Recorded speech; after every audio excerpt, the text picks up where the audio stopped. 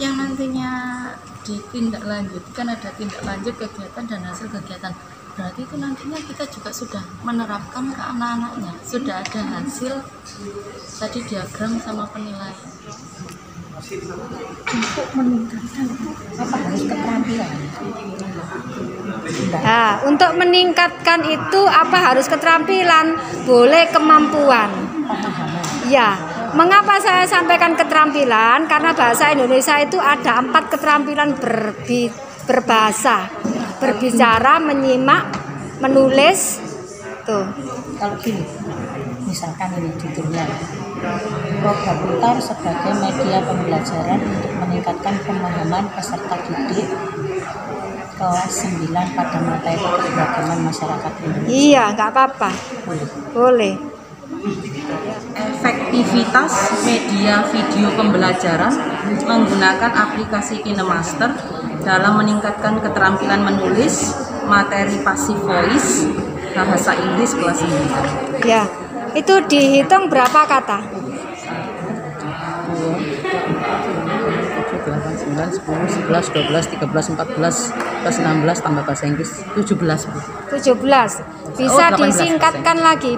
Itu masih bisa dipadatkan lagi tuh. Ya. Penghubungnya atau bagaimana? Ya. Media video. Dalam itu apa tepat menggunakan kata dalam tadi? Efektivitas media video pembelajaran menggunakan aplikasi KineMaster meningkatkan keterampilan menulis, materi passive voice, bahasa Inggris kelas 9.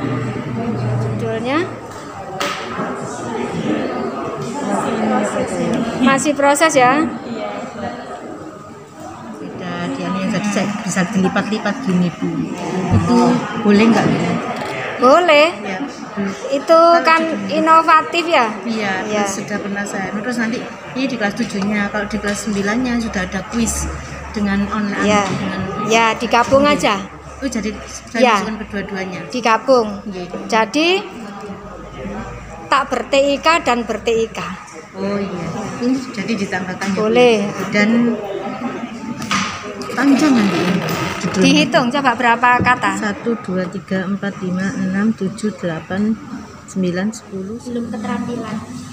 Yang pertama di sini level pertama, anak bisa mengetahui apa yang dimaksud descriptive text, terus social functionnya apa, generic structure-nya, dan di generic structure kan ada identification, description. Nah itu apa maknanya, itu bisa dari sini. Jadi nanti gamenya itu kelompokan juga.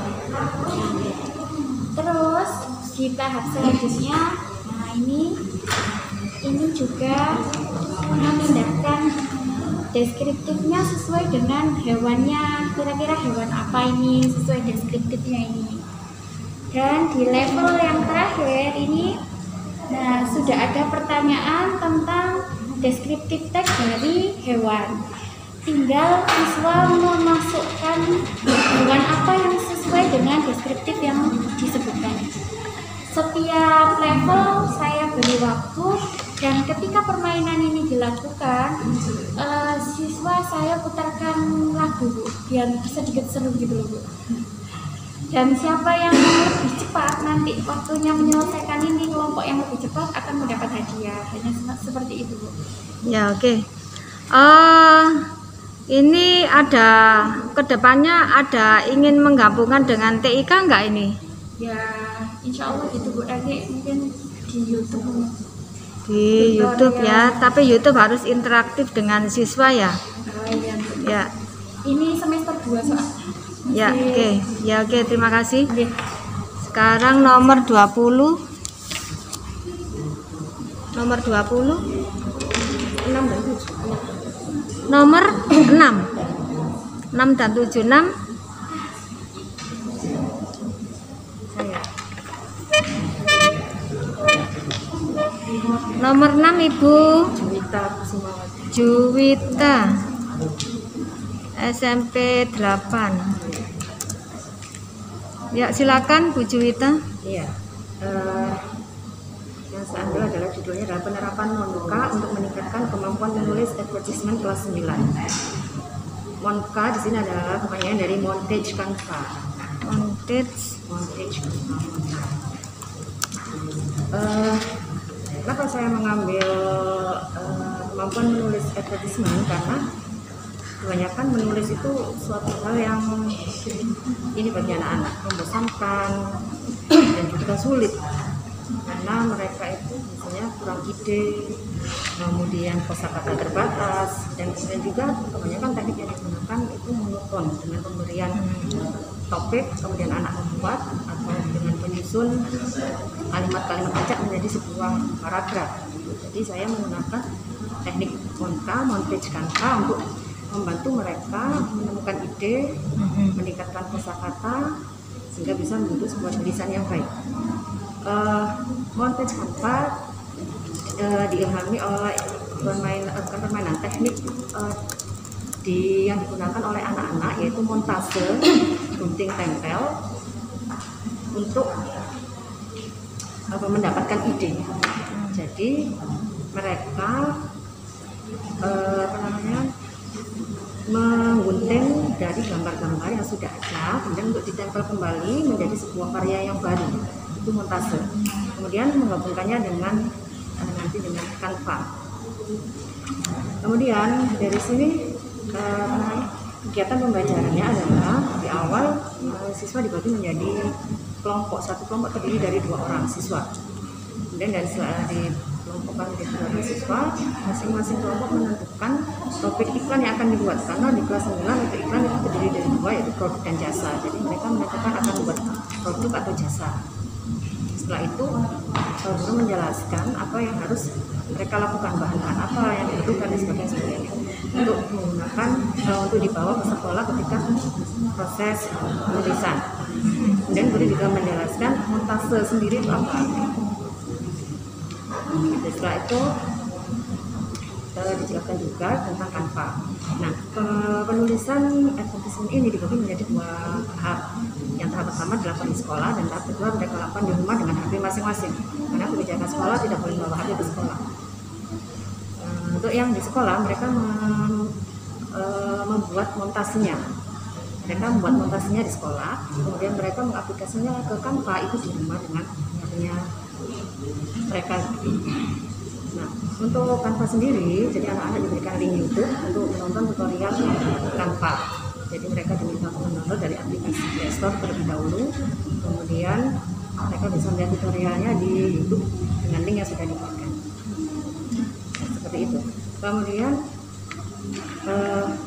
hasil yang diperoleh dengan menggunakan teknik montase, anak-anak lebih mudah menemukan ide. Jadi karena kalau kita pakai amati itu modifikasi, jadi mereka lebih bisa untuk ide itu keluar dengan mengamati di sekitarnya. Kemudian mereka menggunting dari majalah, koran untuk gambar-gambar yang mereka perlukan untuk iklan mereka. Kemudian untuk kata-kata atau kosakata yang berhubungan dengan iklan, mereka lebih bisa bervariasi dengan melihat di sekitarnya seperti itu. Dan Ya, mereka oke. memodifikasi Ya. sendiri. Tempatnya di mana Ibu untuk bisa Canva ini anaknya nanti? Tempatnya diapakan? Di mana anak-anak bisa mengumpulkan tugasnya? Malu Canva-nya didownload dan dikirimkan langsung ke saya. Langsung masuk ke WA Ibu? Iya, Oh. Anak-anak nggak tahu? maksudnya. Hasil anak-anak nggak Hasil tahu? anak-anak Yang lain nggak tahu? Anak-anak yang lain nggak tahu? Untuk hasilnya, anak-anak yang montasinya itu dipajang di kelas itu. Dipajang di kelas? Iya, dipajang di kelas. Kemudian hasil yang dari Canva itu dipublikasikan lewat Instagram, Facebook. Nah, dari sini setelah melalui serangkaian observasi dan juga kuesioner ke anak-anak, mereka senang dengan metode ini karena tidak membosankan. Jadi mereka tidak gembira dengan menempel dan ini dan membuat sesuai dengan keinginan mereka sendiri. Jadi itu lebih menyenangkan daripada hanya sekedar diberi topik kemudian menulis. Itu mereka bisa seperti itu juga kekurangan ide karena kosakata terbatas dan sebagainya. Ya. Tapi dengan ini mereka berkembang, idenya lebih berkembang. Kemudian bahkan ada yang mereka itu punya di rumah, ibunya punya usaha bisa diiklankan sendiri, jadi seperti itu. Ya, ya oke. Ya oke, sudah cukup. Terima kasih. Ya, Bu Puji. Nomor 7. Ya.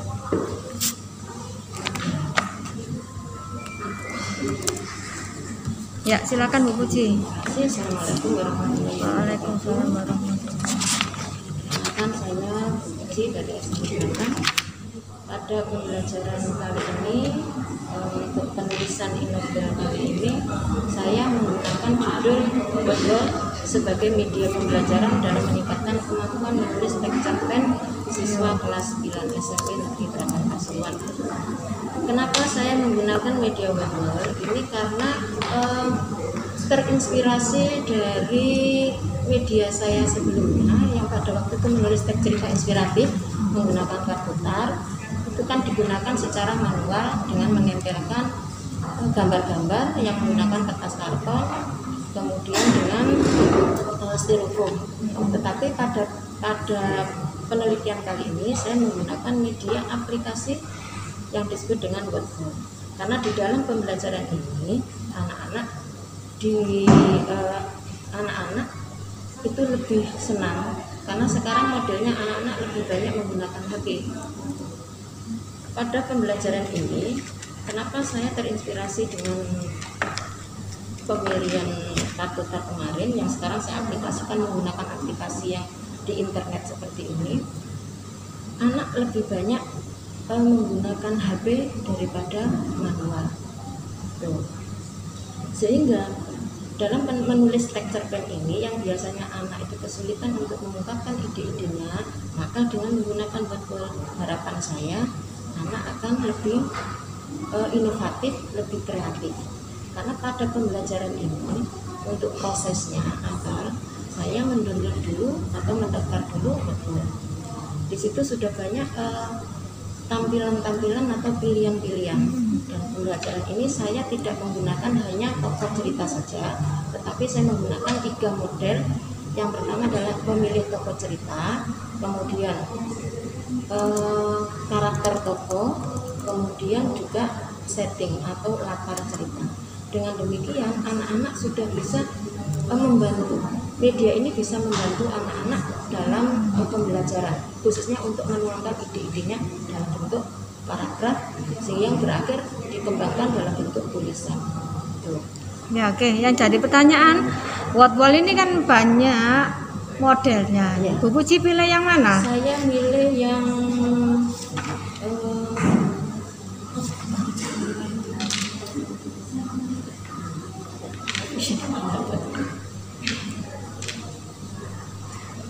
gitu kan banyak ya. Saya memilih yang random wheel. Random Wheel. Nah, berarti judulnya rujuk Random Wheel, bukan Wordwall. Karena Wordwall itu banyak sekali aplikasinya, fitur-fiturnya, ada KCMAC, ada anagram.